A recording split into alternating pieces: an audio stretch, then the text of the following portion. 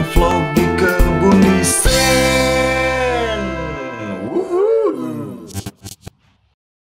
Assalamualaikum warahmatullahi wabarakatuh. Selamat datang di vlognya Kebun Isen. Oke, kali ini kita akan membahas sesuatu yang sangat penting, yaitu adalah tentang kesalahan-kesalahan dalam berbisnis. Nah, kira-kira nih teman-teman yang sedang berbisnis ataupun yang mau berbisnis, apakah sedang melakukan kesalahan ini? Karena ini deretan kesalahannya cukup banyak ya. Nah, mudah-mudahan teman-teman tidak melakukan kesalahan-kesalahan ini. Dan langsung aja, di samping aku udah ada Ajis. Langsung aja kita bahas nih satu persatu kesalahan-kesalahan bisnis yang biasa dilakukan oleh para pelaku usaha. Apa nih, Jis? Nah, biasanya kesalahan ini bisa bikin mentok biasanya. Oh, sampai berakibat kayak gitu ya? Iya. Oke. Yang pertama itu nggak punya rencana, terus nggak tahu kelemahan dan kekuatan masing-masing. Oke, tidak punya rencana dan tidak mengetahui kelemahannya. Iya, banyak kan pembisnis yang mungkin laris secara tidak sengaja ya, kayak kemarin-kemarin yang kita wawancara tuh. Nah, cuman nggak cukup sampai di situ. Walaupun misalkan udah laris, tetap kita harus punya rencana nih mau ngapain selanjutnya gitu. Iya. Jangan stop kayak, oh udah laris udahlah gitu.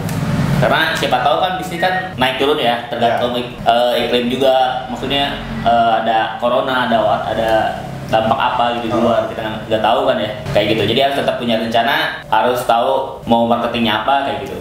Oke, itu yang pertama ya.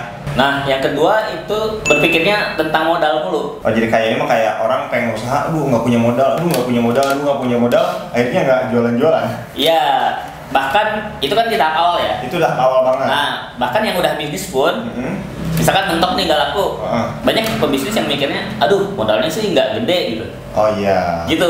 Aduh modalnya kurang gitu. Iya, aduh modalnya kurang. Nggak bisa up gitu ya. Iya, padahal banyak cara-cara yang bisa dilakukan kayak negosiasi. Misalkan, contoh kita kekurangan barang dari supplier, misalkan karena modalnya sedikit jadi nggak bisa beli banyak. Nah, kita bisa nego, kita bisa ditunda dulu pembayarannya. Ya ngambil dulu ya. Ya ngambil dulu, misalkan minggu depan dibayar kayak gitu. Dan itu sebetulnya udah banyak sih yang dilakukan para pengusaha ya. Iya. Jadi ngambil barang dulu, tekan kontrak atau apa perjanjian dan jatuh tempo harus bayar sekian. Artinya kan kita dituntut buat menggenjot bagaimana barang yang ada di kita nih ya, pinjaman ini ya. Iya. Harus keluar kayak gitu. Dan apa gini, kita kan ngambil barang karena udah ada yang membelinya gitu.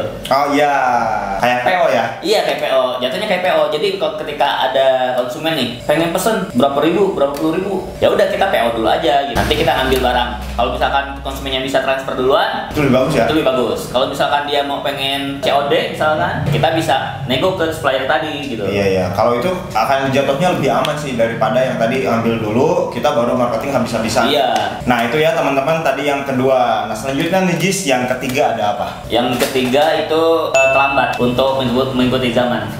Oke. Terlambat untuk mengikuti zaman, nggak up to date ya? Iya. Nggak update informasi, nggak update dunia. Kalau misalkan sekarang kan musimnya sosial media, ya pakai sosial media. Sosial medianya pun apa yang lagi rame, misalkan Instagram, ya coba Instagram gitu. Sebenarnya itu juga terjadi pada kita sih, kayak misalkan kan TikTok tuh, kita telat main TikTok, jadi followernya dikit kayak gitu. Karena memang itu butuh ini ya, butuh rencana juga lah untuk bisa ngikutin itu. Iya betul. Dan biasanya kalau misalnya generasi yang udah tua ya, suka susah ngikutin ya. Agak susah ngikutin sih gitu. Padahal kita seharusnya bisa ngikutin perkembangan zaman, baik itu yang di generasi di bawah kita maupun di atas kita. Jadi perkembangan sesuai zaman mereka itu dan ya bisa kita ikutin, yang itu bisa berdampak ke banyak hal. Salah satunya ke usaha kayak gitu kan. Ya kayak gitu. Penggunaan media sosial sekarang kan udah hampir semua orang yang jualan, orang yang usaha itu menggunakan platform media sosial buat usahanya kayak gitu. Iya betul. Bahkan dari segi desain, misalkan sekarang musimnya gimana sih, orang-orang ngedesainnya kayak gimana, atau misalkan kemasannya kayak gimana gitu. Nah itu pengaruh banget. Nah selanjutnya itu buru-buru nge-hire. Nge-hire itu maksudnya gimana nih? Buru-buru merekrut orang. Oh, buru-buru merekrut orang. Kenapa itu bisa jadi kesalahan? Contoh misalkan kita baru bisnis nih, kita belum tahu seluk-beluknya gimana, udah merekrut orang buat jagain. Kayak contoh misalkan kita bisnis ayam nih, kalau bisa sih tungguin dulu sampai si ownernya gitu. Maksudnya biar tahu lah ini tuh gimana sih celah-celahnya gitu.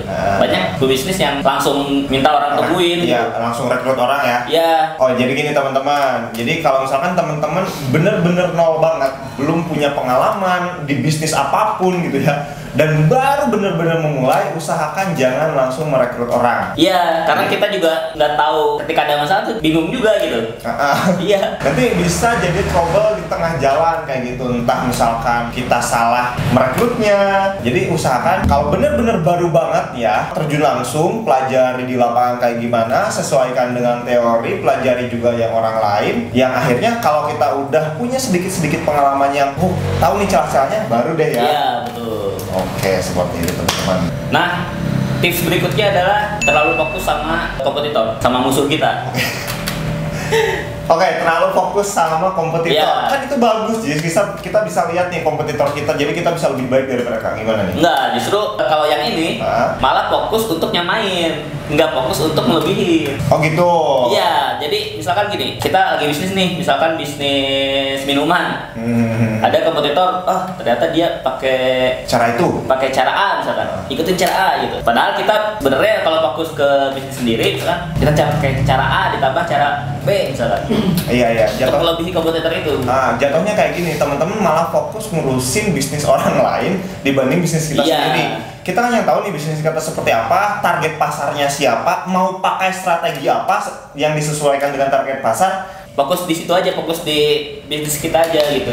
Jadi ketika misalkan ada kompetitor, hanya jadi komparasi. Iya, jadi perbandingan. Oh ternyata kita juga udah pakai kok gitu. Kita udah pakai.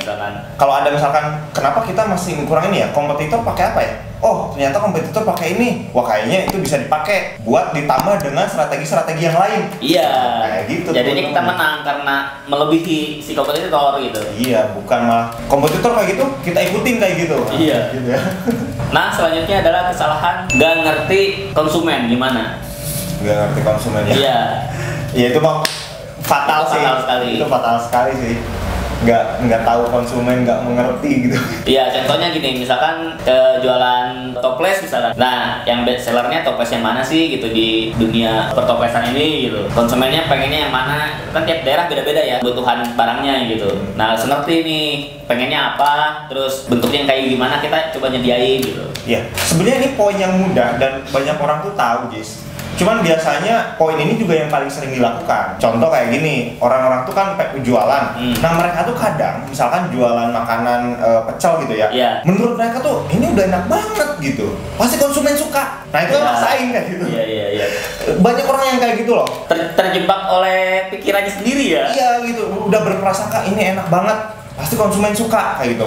Ibuku aja bikin apa namanya es. Ya. Wah ini enak, pasti anak-anak suka. Tapi ternyata penjualannya yang paling banyak bukan dari situ gitu. Oh malah menu yang lain. Malah menu yang lain kayak gitu. Itu kadang seperti itu loh teman-teman. Jadi usahakan teman-teman itu mengerti pasar itu benar-benar mengerti apa yang mereka inginkan gitu ya. Iya. Menjual sesuatu yang mereka butuhkan dan mereka inginkan kayak gitu. Ya.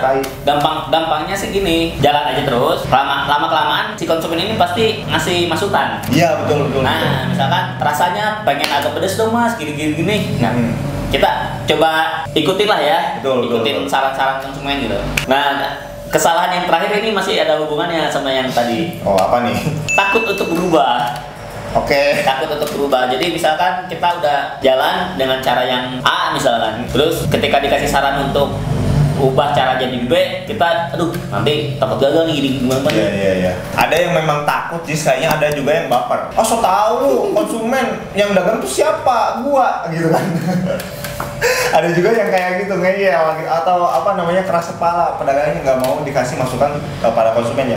Padahal kita itu jualan buat konsumen gitu, bukan diri kita sendiri gitu. Iya banyak juga yang kayak gitu ya. Kayak desain aja. Orang-orang tuh bikin desain kadang ngikutin selera si owner bisnisnya. Iya kayak gitu. Padahal yang si desain itu kan yang mengkonsumsi desainnya itu si konsumennya kan. Yang lihat produknya konsumennya. Ya maka otomatis desainnya pun harus yang sesuai dengan target pasar. Sesuai dengan si konsumennya itu. Kalau konsumennya anak-anak dia dibuat lucu, oke gitu kan, disesuaikan dengan anak-anak. Ini ownernya malah minta yang hardcore gitu kan. Gak masuk desain. Kadang gini ya, kadang memang gaya hidup si ownernya itu mempengaruhi si desainnya itu. Itu sering terjadi teman-teman kayak gitu ya. Makanya kalau misalkan bisnis ya harus Kalau bisnisnya yang bisnis awal lah ya, bisnis pertama kali ya yang dekat dengan owner lah ya, biar nggak bingung lah ya. Misalkan ada juga ownernya cewek, dia jualan makanan kayak gitu ya, yang makanannya itu yang pedas-pedas, malah dibuat pink-pink kayak gitu. Iya, iya gitu. Misalkan dia sukanya kepribadiannya emang yang lucu-lucu gitu ya, yang Hello Kitty gitu. Sedangkan yang dijual adalah makanan-makanan pedas gitu ya. Nggak nyambung jadinya. Itu jadinya apa? Ngeprank gitu ya. Kan enggak nyambung. Jadinya ngeprank. Ya, pahami ya konsumennya apa tadi, kita jualnya apa kayak gitu. Konsumennya siapa? Kan pecinta pedas gitu. Dikasih yang ininya yang unyu-unyu, yang apa namanya, yang lucu-lucu kayak gitu kan gimana gitu. Oke. Gimana, Jis? Oke, paling gitu aja. Oke, itu ya kesalahan-kesalahan yang udah kita sharing di sini buat teman-teman, mudah-mudahan bermanfaat. Kalau dirasa video ini bermanfaat, silahkan di like, di komen, di subscribe, dan sebarkan ke teman-teman yang lain. Oke, kalau ada pertanyaan di kolom komentar ya, insya Allah nanti kita balas kalau kita bisa lihat. Dan sampai jumpa di vlog kita selanjutnya. Bye bye.